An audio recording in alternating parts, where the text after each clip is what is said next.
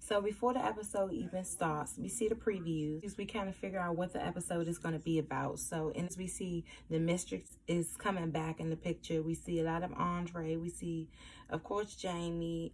Steinman, I was surprised to see him in the episode. Like, what is he doing around? And then they show Jamie meets Tate and Tate meets Ghost. Jamie introduces himself. Tate says, I'm running for, Lieutenant Governor of Queens. And Jamie says, I'm from Queens. Then they show the scene where Ghost is roughing him up. And he's like, what kind of man would murder a man over a business dispute? And Jamie was like, you don't even know who I am. And Tate was like, I think I do.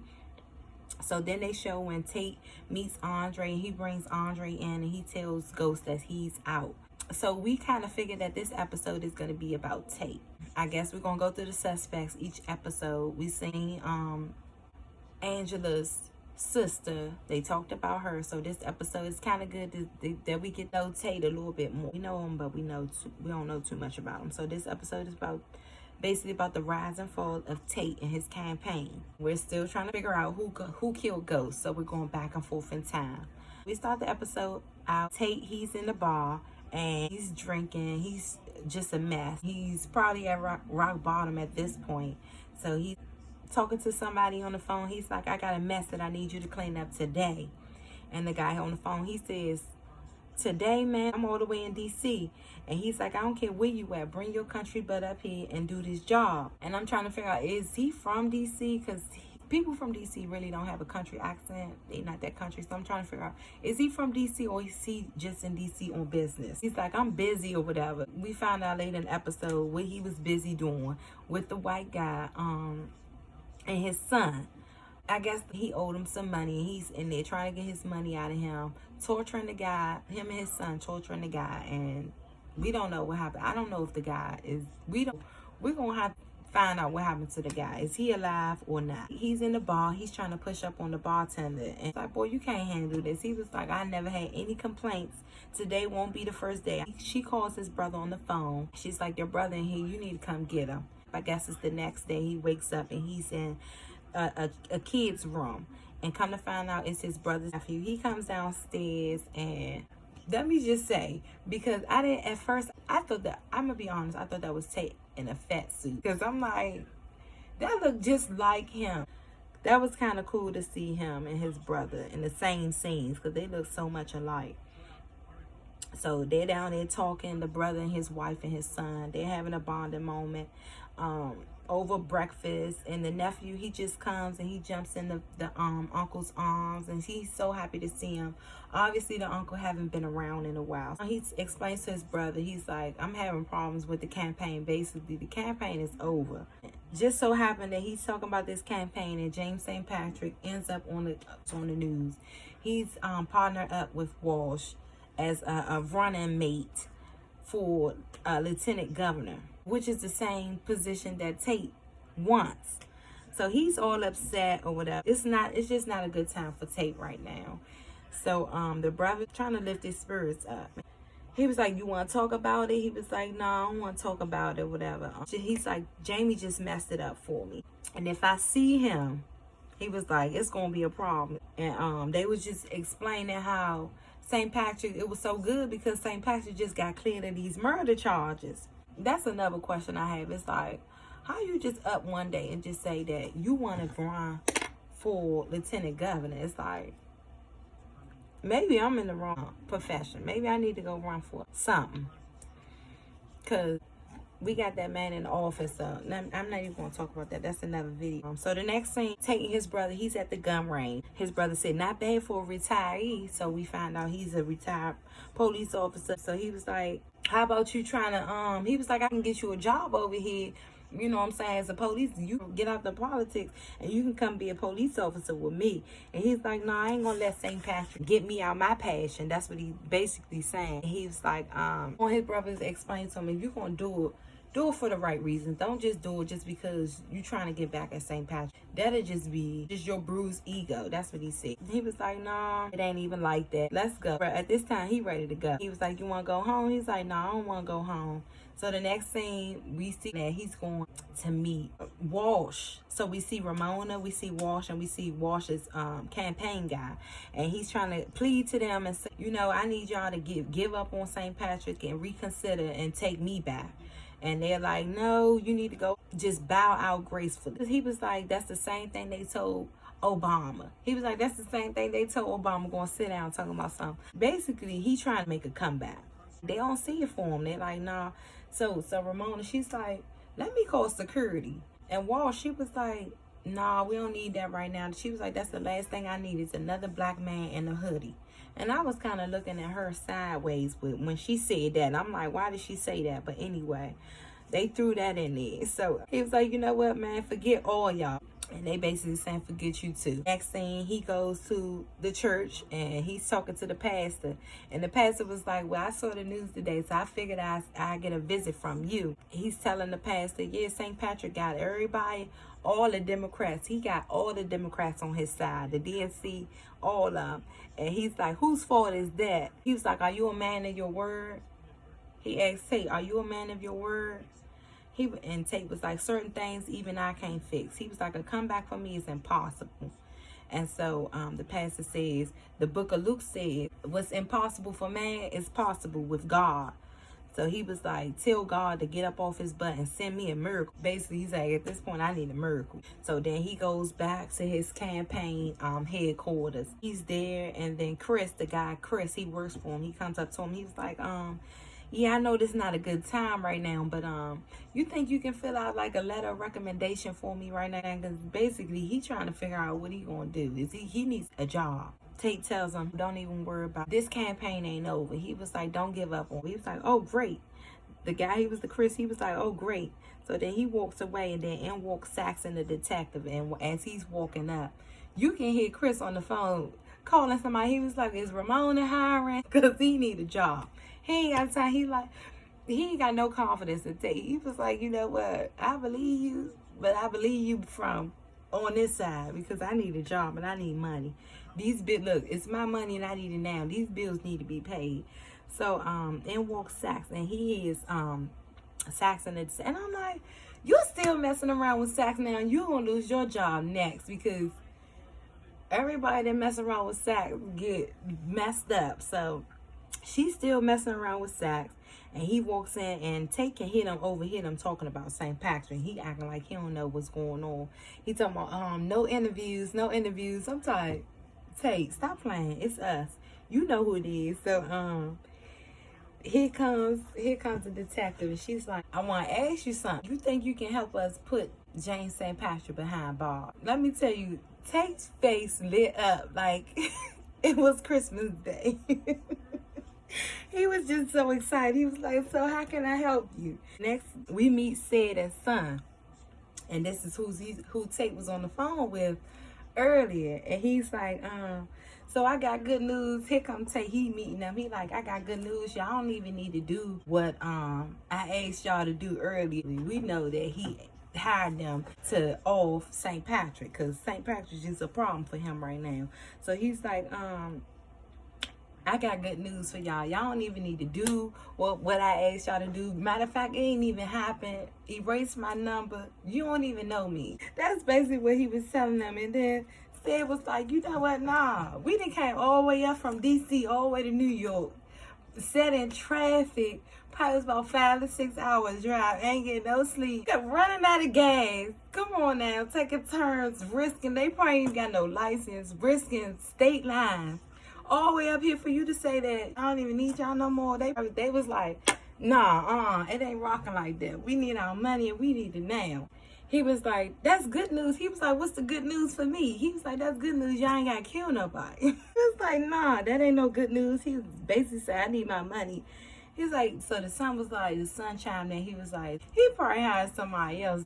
He was like, nah, I ain't hiring nobody else. He was like, man, the son was like, man, whoever you hire, we could do the job better and cheaper. Sid was like, nah, we can do it better, not cheaper. Speak for yourself. He was like, nah, we done came all the way up here. And if something happened to him, they gonna know that we had something to do with it because you didn't hire us. Basically, he was like, nah, it's either we gonna kill you or we gonna kill him. One of the two. Or we gonna kill both of y'all. Which one? He was like, pick your choice.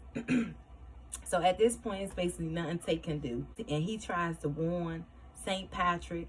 And St. Patrick in there, he all happy. He turning over a new leaf. He's done with all that stuff he used to do just like 2 weeks ago. He done with all that. When he a new man, he gonna campaign, okay? He gonna shake some hands, kiss some baby. He going to heaven now. He's like, you should never turned on me. You should have stayed cool, and we would have been all right. He was like, you know what? You can say anything about me. I'm not a sore loser. You know what? Congratulations. Congratulations. But he really wanted to warn them about Sid and Son. St. Patrick, he wasn't trying to hear it. He was like, I'm trying to tell you, man, just go ahead on, just go about your business. He was like, because I want us to leave on good terms because I don't want the DNC to forget about you. Maybe down the line, you can make a comeback. So he was like, I'm about to go get my son. And he Tate thinking to himself, dang, I forgot he had a son. And then he tried to warn him one more time. And he was like, man, as he's trying to talk to him, and St. Patrick's like, man, you don't listen the first time? He was like, you ain't hear me? I'm done. I'm done. It's over. It ain't nothing that we need to even talk about. So he was like, all right, okay. Go ahead on. I tried to warn you. Basically, he looking like I tried to warn you. So he goes into I guess it's a diner, and the cashier, she looks up and she notices that it's Tate. And she gets her manager or her coworker, and she's like, look who it is. And it just so happened, thank God he walked in that store that day, because everybody in that diner loved Tate. If it was up to all of them, he would have been the governor probably like two months ago. The lady even had a phone case, and I'm like, who does phone cases? Like, you got a whole phone case to say Tate. He's happy about it. I guess he gets his hope back. He's the old Tate again. He's the Tate before he ever even known St. Patrick, okay? So he got a whole outlook on life. So he's like, let's get a group picture. Let's get some pics for clout. So he thinking to himself, this would be a good publicity stunt for his campaign. You know, maybe this will help him get back on good terms. He comes back into his headquarters, and he sees his ex-fling. And he's like, who is this? She was like, you need to change your locks. Evidently, she had the key. Come to find out, Ramona then sent her over there to try to tell him to just let it go. Because she got her hopes up to St. Patrick and Walsh. So she's all behind St. Patrick. That's her new guy. And that was kind of funny, because it's like, Ramona, you only known this guy for 2 minutes, and you all behind him. And gave up on Tate just like that. But that came back on her. She was like, you know what, you need to just let it go. And he was like, just leave my keys on the table before you leave out. Next is the scene with Tommy and Ghost, and they met up. And it's funny how Ghost and Tommy, they always beefing with each other, but then they end up in the same scene having to protect one another. So I like to see them two together. And it's sad that Ghost is gone. We ain't gonna get to see them no more. I think they said that Tommy's gonna get a spinoff, so maybe we can see them together again on the spinoff. And we see Tommy and Ghost, and then Sid and Son. They're trying to kill him. They're trying to finish this job off so they can get their gas money, so they can go back to wherever they came from or wherever they need to be. And let me say, while I'm thinking about this, we need to be teaching our kids good things. He's not teaching his son the right thing. Teach our kids the right thing. I just had to throw that in there when I was thinking about them. So we're at the scene, and he opens the trunk, and they has a trunk load of guns. And don't ask, don't tell. So he has a trunk load of guns, and the son sees, and he's so happy. He said, stay focused. The father was like, stay focused. He was like, son, don't get cocky. He was like, nah, Dad, I ain't gonna get cocky. Nah, it ain't like that. He was like, it's just one guy. And then said was like, it only takes for that one guy for us not to go home tonight. He was like, keep your guard up to this month. It ain't breathing no more. And that's funny that he said that, because that was the same night that he didn't go home that night. So R.I.P. to Pops. He was like, keep your guard up till he ain't breathing no more. He was like, you take the right and I got the left. And here come the son. He shot at Ghost, but he missed. The gun jam. Sid was like, just go ahead. I guess he was going to send him to the car, go get another one, come back and save the day. He was like, just go ahead. He was like, I got this. Someone said, I got this. He gets shot. Tommy shot him. And Tommy looked down and said, oh, you ain't Italian, because you remember the last episode, Tommy, Ghost was like, who's after you now? He was like, who's following you? And we didn't know who was shooting at them, so we found out it was Sid and Son. He was like, oh man, you ain't no Italian. So he didn't even come to find out that was the hit that Tate sent for them. So then we go back, and Tate, he's at his headquarters. Sid's dead. Tate, we went to Tate's headquarters, and Chris, the guy that asked for the letter of recommendation, we see him, and he said, oh, I left something. Got all my contacts in here. I guess he gonna call these people so he can, network. And he was like, well, that's property of the campaign. I don't know. He was like, well, I'm gonna just save everything, and I'm gonna put it back in the drawer where I found it at. And he was like, nah, let me get you a parting gift. So then he threw a cup at him, because I guess he said, man, I had you supposed to be behind me. You supposed to be behind me, and you over there behind my back trying to get behind me and get forward me. So he threw the cup at him. He was like, get out of here. That was funny to see Tate that mad. That was so funny. So then next thing you know, he leaves, and then Andre shows up. And then he was like, what you want, man? What you want? And he was like, well, I got some information on the St. Patrick's. He was like, what you know about? He was like, what information? He was like, you know anything about Tariq? So I guess he told him about the we're gonna get to that later. So Sid's son calls Tate. Next scene, Sid's son calls Tate, and he's like, hello? He was like, hello? Yeah, because keep in mind, when Sid's son was going in, they didn't know that it was two people. They the only thinking, you know what I'm saying? He like, it's only one guy. It was two of them. So then he was like, you only said it was one guy. He was like, what? Hello, what you talking about? What you talking about? He thinking like, you know what I'm saying? You calling my cell phone? I can't have this on my, I'm about to be lieutenant governor. I can't have you calling my cell phone with this stuff. They gonna trace it back, and you know what I'm saying? That's just not gonna look good for him. So he's like, hello. He playing dumb. He like, you got the wrong number. Basically, he's like, don't call this phone no more. He probably gonna get that number changed. So he says, here come Tate. He goes to Tasha. And he trying to warn Tasha. He's like, you know St. Patrick gonna turn in Tariq. You know that, right? So the information the information that Andre told him, he went to go took that information and have Tasha to do the dirty work for him. So he was like, Tasha, you need to go to the police. You need to tell them everything about St. Patrick. Or that stuff gonna come back on you and Tariq. And Tasha, she ain't dumb. She ain't falling for it. She like, hold on now. You mean to tell me that he was like, how you know all this? She was like, how you know all this? He was like, yeah, he told me about it. He told me that Tariq did this. He was like, yeah, he told me about, what's the guy named Raymond Jones. She was like, nah, she wasn't falling for it. She was like, you trying to use me. He was like, seemed like something went wrong with y'all two. Now you trying to use me. And he's like, nah, if he gets elected, then he'll be unstoppable. She was like, he's already unstoppable. It's nothing that I can do. It's nothing that I can do right now. So then we go to another scene. That's a dead end. So we go to another scene, and he taking out the trash. I guess he's still at his brother's house.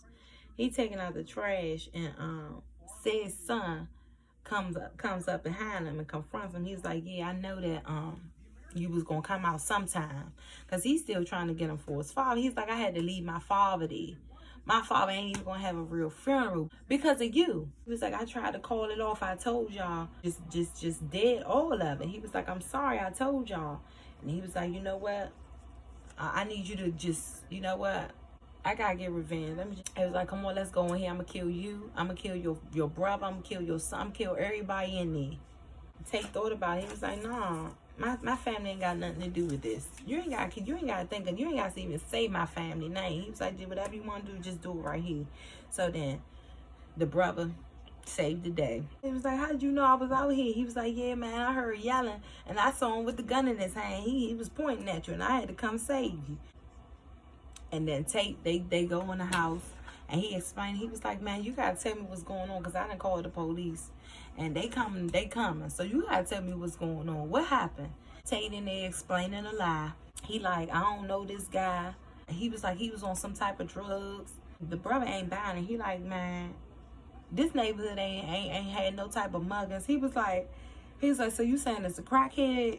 That scene right there, and that stuff was funny. He was like, so you mean to tell me it was a crackhead mugging? It was a crackhead. He was like, I don't know. He was like, I don't know, man. I don't know. I ain't trying to say it like that. He was like, man, because this neighborhood been safe. He was like, you been around here lately.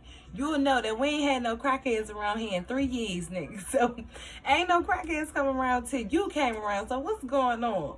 The brother starting to see something ain't right with that brother. Put 2 and 2 together. That brother gonna be a detective. You mark my word. That brother gonna he don't care if you my brother now. You that spinoff, that brother gonna be a detective. You watch.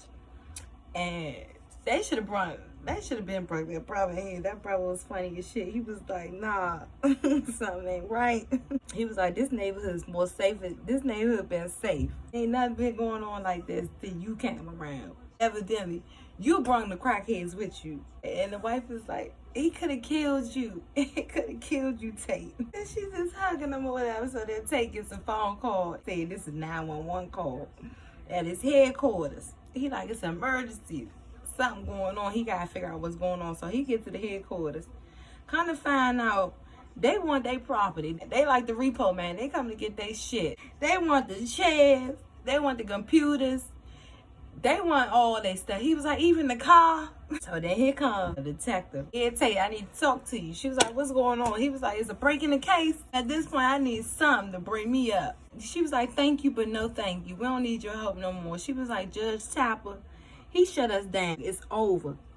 At St. Patrick, he walks away. He was like, what? You mean to tell me he just gonna get away? He just like that. She was like, that's it. He's clear. He's free. So Steinman walks in. And he was like, what do you want? And Walsh walks in. She said she wants a formal request of him endorsing her and St. Patrick. And he was like, no. Basically, he was like, F no. She was like, this is optics. She said, this gonna look good for me and you. She's like, I'm doing you a favor. That's what basically she's saying. I'm doing you a favor, okay? You need me. I don't understand how that's going to do him any good. But he was like, I'll always be remembered as a man that stands for what he believes in. You always just going to be remembered as somebody that's just trying to pander to the black vote. She was like, well, I don't need you no more. I got St. Patrick. I don't need you. I don't even need you. I don't need... Bye. I'm done. He calls Andre on the phone. He done had enough. He called Andre. He like, Andre, I need to meet up with you right now. It's ASAP. And Dre was down with. He like, I'm on the way. What's up? He meets up with Dre. He got a license plate. He got an ID. He got him a whole new identity. He like, man, you paying me. He was like, I got $100,000 for you to do this. You gonna have to do this for me. He was like, what? You gotta get rid of St. Patrick. He was like, man, you paying me for something that I do for free. For free. Come on. Just give me the money. I'll do it. So he was like, so I'm gonna give you half of the money now and half of it later. He was like, and if you mess this up, he was like, they all gonna be looking for you. But I don't know how he gonna send somebody. He got the ID from you. So how you gonna send somebody for him? That's just gonna send him for yourself. But Dre just fell for it. He was like, okay, whatever. You could trust me. He was like, you need a gun? He was like, no, I don't need none. I got everything I need. So then the brother calls him. I need a statement. He was like, a statement about what? He talking about that crackhead mugging. I need a statement about that crackhead that mugs you. He was like, all right. So he takes him into the station. They all interrogate him. He all kind of nervous. He like, is they gonna find out or whatever? But they was all down for it. They was like, you know what, what, just tell us anything and we just gonna write it down. You one of us, basically. He was like, anybody that's ever been a cop is always gonna be a cop. We stick together. Okay? We stick together like Republicans, okay? Once a Republican, always a Republican. Remember that. So, they ain't even paying it no mind. So before they get to the station, right, he was like, well, they gonna sit you down. You need to tell me what's going on. He was like, that's that reverse psychology, basically. He's saying, he was like, you can play them politics, you can't play me. He was like, just be real with me. What happened? They cleared or whatever. They pound each other. They're like, you good, we good, we all good. So then another police officer comes in. He was like, you know what, guys, we got an emergency. And he just comes out right in front of the witness. He was like, that's what the brother's like, you can't be saying that stuff. He's like, yeah, he's a suspect right by now. He's like, nah. He was like, they got a fatality at Truth, which is St. Patrick's Club. He was like, okay, well, what's going on? What's going on? He was like, did they say anything? I'm like, boy, Tate, keep calm. He like, did they say anything? What's going on? He trying to figure out what's going on. We all trying to figure out what's going on. So he was like, let him just come along with us. The bro was like, no, he can't come with us. We was just questioning him about it. He can't come with us. No, he can't come with us. So he was like, nah, he gonna have to come with us. He gonna have to come with us. So he rides along. He was like, you stay in the car. He gonna cry in the car. He was like, you stay in the car. He was like, all right, I'm going to stay in the car. He just sitting there, Tate just sitting there, just talking to himself, just thinking, getting his thoughts together. He like, man, which way is it going to run for me? That's all he thinking about, like, what's going to happen to me, basically. He walks out. Yeah, because the brother was like, it was funny because the brother was like, I got a feeling that this shooting we going to is somehow connected to that crackhead mugging. That was when he said, I'm saying y'all, the brother was the highlight of the episode. The brother had me going the whole episode. He was like, he had to figure that something wasn't right with this brother. He was like, something ain't right. Something ain't right. I knew it was you. I just knew it. You know, everybody got that one family member. You be like, I gotta hear all sides first before I even hear your side, because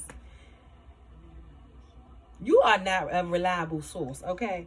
We all got that one family member. Comment which family member is yours. So he gets out the car and the reporter walks up to him and he was like, she was like, do you have anything? What about, did the DNC reach out to you? Have you heard anything about what's going on? He was like, well, we gonna have to just let the ambulance do their job. He was like, no, I don't got no statement right now. She was like, well, you could just make a little statement. He was like, I'm gonna get my office to make a statement tomorrow. She was like, well, we right here right now. We live on TV. What you want to say? Facebook Live. What's up? So she was like, basically, we need you to make a statement because we need to know St. Patrick, he's gone. And this is first time he found it. Tate didn't know that St. Patrick's was gone. He didn't know if it was Andre. That was another thing. He was like, in the car, he was talking to his brother. He was like, well, before we go here, this man, because remind you, he had already hired Andre to do something. He didn't hire Andre and Sid and Son. Sid and Son, they done messed up. Sid is dead, and now he didn't hire Andre. What's gonna happen to Andre? Kind of found out Andre was dead too. He went into beast mode. You know them politics. They got a game face for you. He was like, well, St. Patrick's story, it's the American story. His life was in turmoil, and he was born in turmoil, and we were in turmoil too. So he goes on and on and on, and then everybody just looking at him like he was the first one to sow hotcakes. I mean, they was just so in awe about what he was saying. So we can tell he has a gift. That scene ends, and then the next scene we see Walsh and Walsh's campaign guy walks in. They gotta do the walk of shame. They come and they like, they gotta bite the bullet. They want him back on the team. They want him back on the team, all in the same episode. So he was like, I'm gonna need y'all to say what y'all wanted me to do again. I need to hear that title again, cause I forgot. Basically, he caught amnesia. He was like, she was like, well, now he don't even want to be lieutenant governor. He want to be the governor. He want her to be lieutenant governor. He gonna be the governor. So she gonna be in the back seat. He gonna drive the car. So the guy, he was like, well, just go sit in the car. Just go sit in the car, cause basically they have to do what they got to do. The show must go on. He was like, life goes on. I know St. Patrick gone, and here it is an hour later. We asking you, can you go ahead and join our team? So next scene, he's at the church and he's basically preaching. He sounds like a preacher to me. He's preaching to the choir. He's like we on the road. I'm about to be governor, guys. Y'all been rocking with me. Y'all know what's best for New York. I know what's best for New York. We gonna work together. We gonna do this thing. And everybody's excited. Ramona, she's in the audience, and she's just looking how she be looking. And he finished his speech, and he's like, New York leads the way. New York leads the way. He got a new outlook on life, and he's on his way. I guess he's gonna do about 2 years, 4 years, or however long they keep him in there before they find out how much dirt he did. And so then he said, God bless you and God bless New York. So then he meets Ramona. She meets up with him at the end of his speech, and she says, congratulations. He was like, you should have never, he was like, you should have never voted against me, boo. The way she looked at him, I was like, why did she look at him like that? Like she could have had a chance with him. He's talking to the reporter. She goes off to the side, and he's like, she was like, so, how's your judge of character? How you feel about your judge of character, knowing that you was supporting St. Patrick, and you brought him on and you introduced the people to him, and knowing how corrupt he was a murderer, he was such a bad person. He going on, and he turned the bus on and throws Ramona right under that bus, and he says, well, you asked Ramona, she introduced me to him, and matter of fact, she was sleeping with him. I'm like, that he ain't had to do that. Like, that was just uncalled for. So his brother was like, then we gonna find out what happened with that. So she probably next episode we gonna find out what happened to that. Then his brother comes up to him. He said, I just wanted to let you know that Andre dead. How he found that out, I don't know. He was like, Andre's dead. He was like, maybe you need to buy some lottery tickets before you go home, because you always been, he said that to him. He was like, you always been lucky all my life. You just been lucky. And he was like, you got the family, you got everything. I wish I had your life. And that's how life is, though, because we be looking at people and we look at them and we like, they got the best life, and we don't really know how them people be living. But anyways, so he was like, yeah, basically you might want to buy some lottery tickets because you always end up lucky. Dre gone, St. Patrick gone. Who else gonna come? Who else gonna come back and bite you? So the next scene, in walks Steinman, and Steinman, he's coming to give him an endorsement check. So we figure out now that Steinman's been an endorser. He's been endorsing the Club Truth, and he endorses campaigns too. So yeah, we're gonna talk about that later on. So the boy, he was like, basically he was like, you should never did that. You done went, you over there, you all letting them pump you up, and you gonna turn your back on me. And Steinman basically was like, boy, it ain't personal, it's business.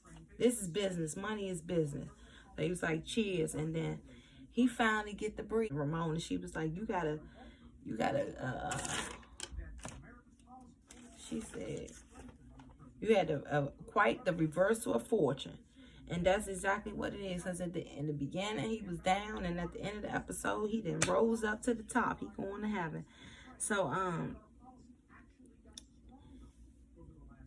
he gets the check from Steinman. Everything's all good. And in walks Ramona. He's at home at this point, and he's in there with the ex-flings. Now she's just the right now fling, and he said, and knocks on the door. She was like, you respecting somebody? No. In walks Ramona. She was like, how dare you even say that? She cussed him out from the top to the floor. And then he was like, you know what, I don't know if you did it or not, but hey, he don't care. And I don't even know why she can sue him right there for defamation. He got a lawsuit coming on the way. Ain't even no way we can even, I don't even know how she can even prove that, because St. Patrick ain't even here. But that was crazy. She walks in, she was like just so pissed, cussing him out left and right. And she see Cassandra. She was like, y'all deserve each other. And she just leaves out.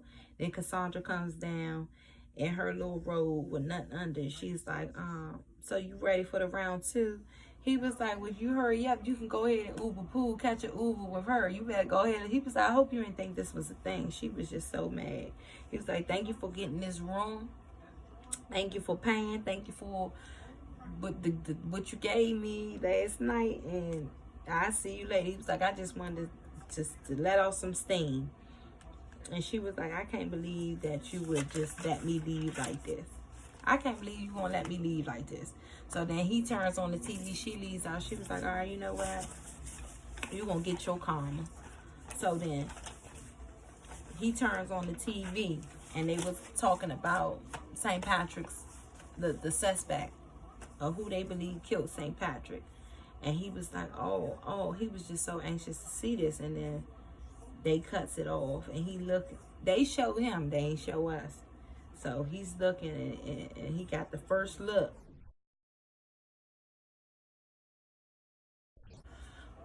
I don't know if it could be Tasha. At first I was saying Tyreek, but I don't know. Y'all put down in the comments who y'all think the murderer is. That was episode 14 of season 6. We got one more episode. I'm going to review that, and then...